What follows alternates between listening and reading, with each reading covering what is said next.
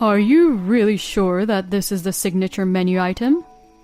The new CEO, Ryan, pointed to the cake roll I made. This cake roll has a special place in my heart. After all, it was the first product I made after coming to this shop. Yes, this one is number 1 in sales. I said that confidently. But then to that, Ryan said, Sweet beans in a roll cake? It looks boring and it's too plain to be the signature item. And he laughed. My name is Ted. I am a 32-year-old pâtissier. My parents were busy working together and I used to take care of my younger sister, who is 3 years younger than me. Even now, she and I are very close. But I have always had a sweet tooth, and many times I have made my sister cry because I took all the sweets my mother bought all for myself. I thought it was uncool for a guy to have a sweet tooth, so I pretended to not like sweets. But one day, I became curious about the sweets that a girl in my class had. The girl was quiet, and I had never talked to her. But from what the girls around me said, I found out that her family owned a sweets shop. I wondered if they were leftovers from the store, but every once in a while I saw the girl eating some sweets during her lunch break, and I couldn't help but ask her about it. Is that good? Embarrassed, I said bluntly, and she laughed and nodded and gave me a piece of what she was eating. I have never forgotten the excitement I felt when I ate it. By the way, she was my first love. Then I started working part-time at a restaurant. With the money from my first part-time job, I would sneak out to her family's sweet shop and buy gifts for my family. When I brought it home, my sister was jumping up and down with joy. My parents were surprised at my behavior, but smiled when they ate the sweets. My father patted me on the head for the first time in about 10 years. Moved by the fact that I could make people smile, I worked part-time at several restaurants, and by the time I graduated from high school, I had set my goal on becoming a pâtissier. And now I work as a pâtissier at a pastry shop in town. Having studied not just the Western confectionery, but also the Japanese confectionery, I often fuse Western and Japanese sweets. And the first cake I made after coming to this store was a roll cake with sweet beans. The manager was very impressed with the cake, and it sold very well when it was introduced at the store. It is now a long-selling signature item. The parent company of the confectionery store where I work is a company that manages a restaurant, and not long ago the manager told me that the CEO of the company was going to change. The previous CEO had visited the store several times and praised the roll cakes I made, but how will the new CEO be? According to the manager's information, a relative of the current CEO will be the CEO, and he would be the second-generation CEO. The manager is concerned about whether this change in CEO will result in any changes in management policies and so on. 1 month later, unfortunately, the manager's worry became a reality. The new CEO came to the store for an inspection. He is probably in his 40s. As soon as he entered the store, he looked down on us. Then he approaches the roll cake section of the signature menu. Are you sure this is the signature menu item? I answered confidently. Yes, this is the number 1 selling item. Then the new president laughed and said, Sweet beans on a roll cake? It looks so boring, and this is too plain to be the signature menu. He continued, There must be something more stylish on the menu, right? We are a pastry shop, for goodness sake. This is not a Japanese confectionery shop, okay? Don't make something plain or boring. Make something more glamorous. I'm going to replace the signature menu too, and I want you to come up with 5 new items by the end of the month. I don't care about how they taste. It's all about looks nowadays. Something that stands out that will be talked about on social networking sites is what I'm looking for. Please. As he said this, he left the shop. The manager was puzzled. I had studied Japanese confectionery, so I couldn't tolerate his attitude of making fun of it. But there was no way I could go against him because of my position. The manager and I were mainly responsible for product development, so we were busy developing new products day after day. Then one day, a male customer showed up. Oh? Is that you, Ted? It was someone I had seen before. He was a pâtissier at a famous store from the next district. I learned the basics of pastry making from this man. I saw him in a magazine, went to his store, and although he told me he wasn't hiring, I went to him directly and asked him to hire me. His name was Alan. He is 10 years older than me. Alan, what are you doing here? I was surprised at the suddenness of the situation, and Alan answered. I'm opening a store in front over there, right next to the bus station. That's less than 5 minutes away from here. I panicked. If he opens a shop so close to the bus station, it will affect our sales for sure. Alan then continues to say this. I haven't heard from you for a while, but I didn't realize you were working here. I'd love to have you come to our store. Well, I'm looking forward to working with you as a competitor for the time being. Alan bought a roll cake from the signature menu and left as he said that. When I told the manager, he and I started to panic. Oh, this isn't good. We're definitely no match for them. Maybe we should renovate the store and make it more accessible to businessmen and men who can find it hard for them to go into the shop.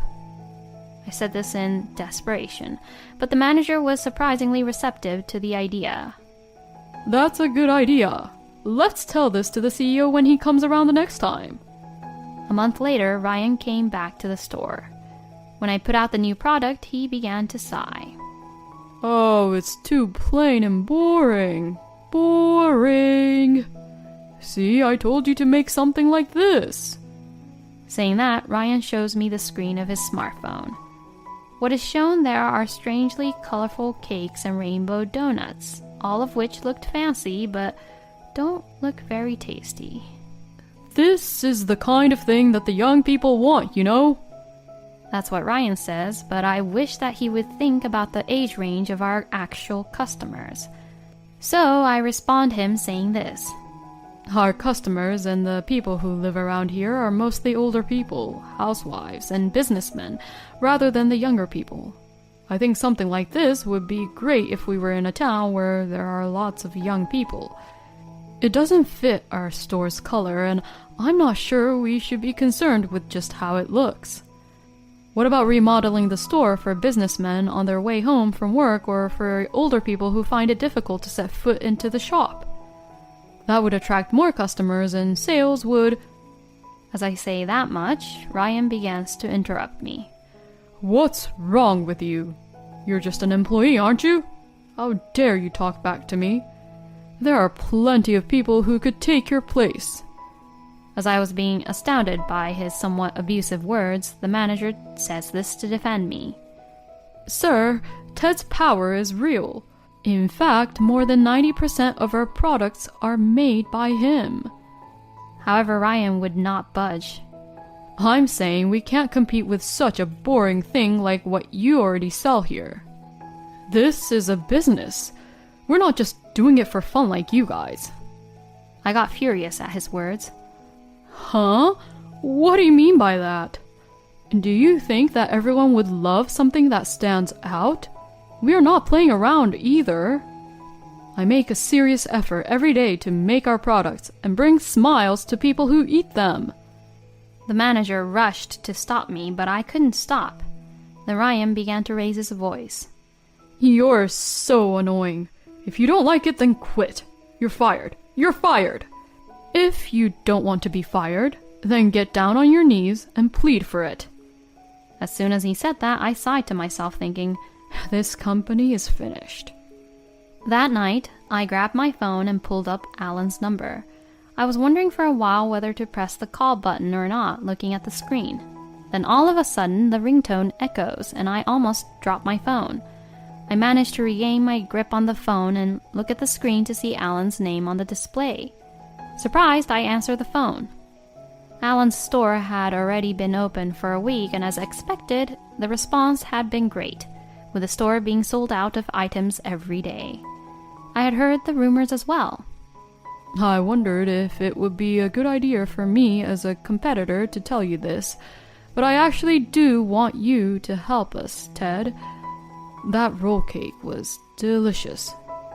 When Alan told me that, I answered honestly.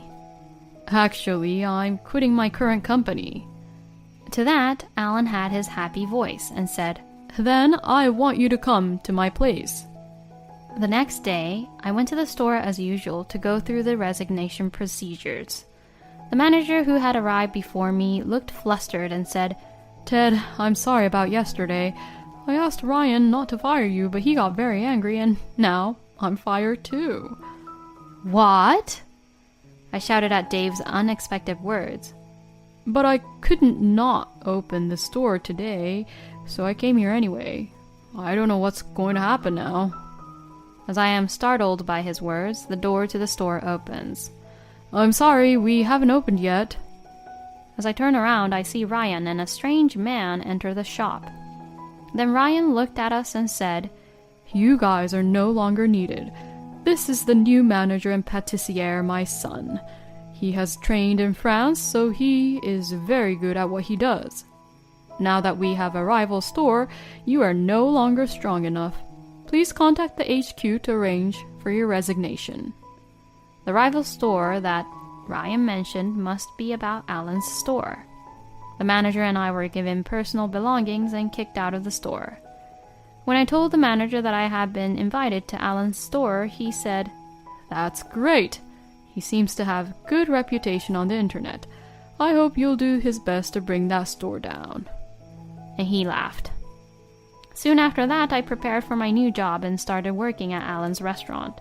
The shop was located in front of a bus station, and there were people of all ages there. Alan would say this to me. Ted, you trained in Japanese confectionery, right?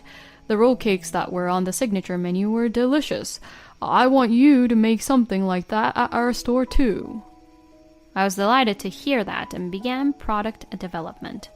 I started developing new products, and some of the sweets I came up with, which were a fusion of Japanese and Western confectionaries, sold very well. We became busier than ever and short on staff, so Alan asked me if I knew anyone who would be good for the job. Without hesitation, I told him about my previous store manager, Dave, and contacted him. Dave said he would accept the position with an immediate answer. Alan said that he was also going to increase the number of part-timers and was interviewing for new ones. When I greeted the new part-timer, she said, Is that you, Ted? I don't know any girls who looked beautiful like her, was what I thought in my mind, and while I was thinking of who she could be, she began to say, I'm Emma. I was in the same class with you in high school, do you remember? My family has a sweets shop. Then it hit me that she was my first love. I wondered if she was going to work at her parents' sweet shop, but apparently her brother and his wife had taken over the business and they had enough people. I was happy to work with her, and I enjoyed my job even more. About a month later, Dave started talking about the store where he and I used to work at. It seems that sales at that store have dropped considerably. The menu has changed completely now, and there are colorful cakes on the shelves, just like what the CEO wants, but there are no customers at all. According to Dave, the roll cakes, which were the signature items on the menu, were on the store's shelves at first, but on the internet reviews, they were reviewed as not being tasty at all. I think they must have cut costs and changed the ingredients. Besides, I heard that Ryan's son did indeed go to France, but he was actually playing around without training to be an actual pâtissier. Dave always were well informed and always made gossips whenever he can. Dave and I decided to stop by the shop we used to work on our way home. We were doing that just to tease them. When we arrived at the shop, the interior was dimly lit.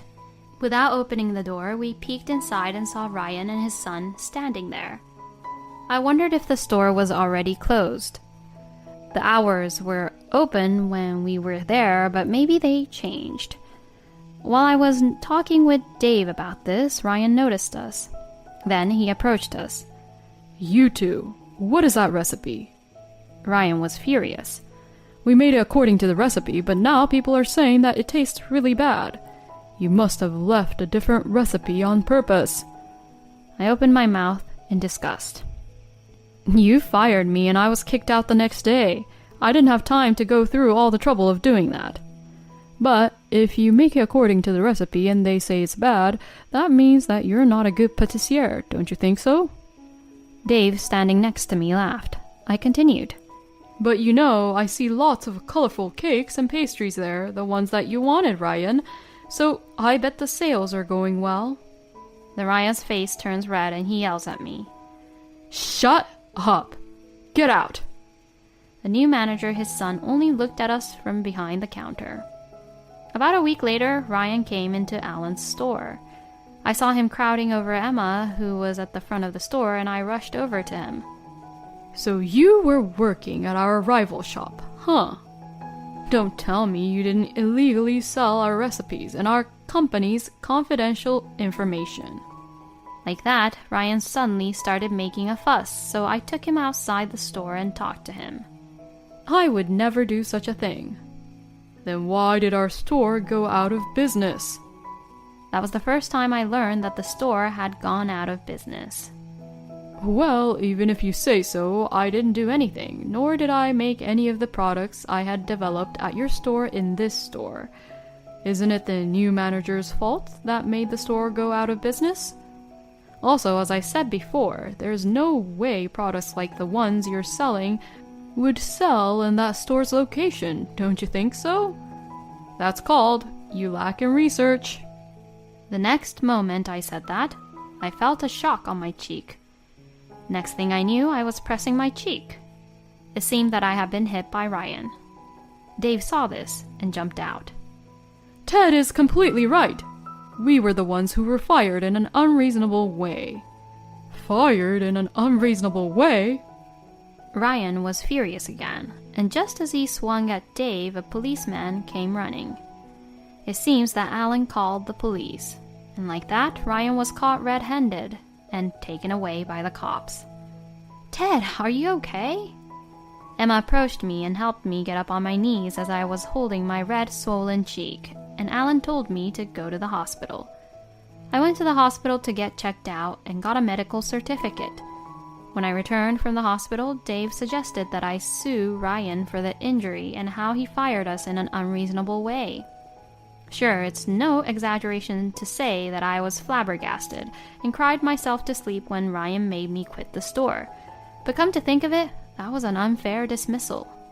Besides, I can't help but feel a bit angry if I don't do something about it.